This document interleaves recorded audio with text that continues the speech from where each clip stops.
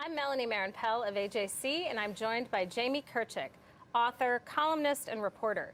Jamie's latest book, The End of Europe, was published earlier this year. Jamie, thank you so much for being with us today. Thank you for having me. Jamie, we've been watching with concern the rise of anti-Semitism in Europe, and we know that it's been coming from a variety of different factors.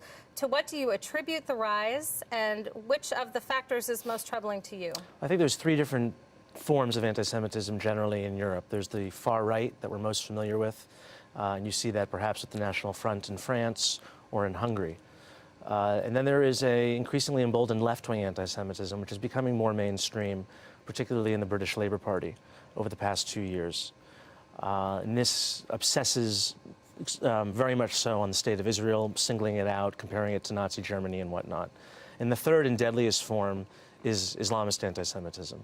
And this has been on the rise really since the Second Intifada, so for 15, 16 years.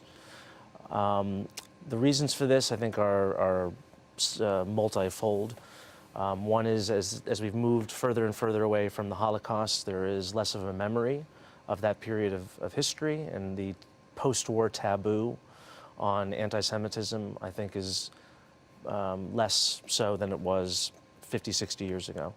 And the second, I think, is an inability to call out much of the criticism of Israel, which is really overheated and that I think personally crosses the line into anti-Semitism. There's a failure among many people to draw a line and say, you know what, it's one thing to criticize the state of Israel, it's another thing to call it Nazi Germany and to say that the Jews are committing a Holocaust against the Palestinians.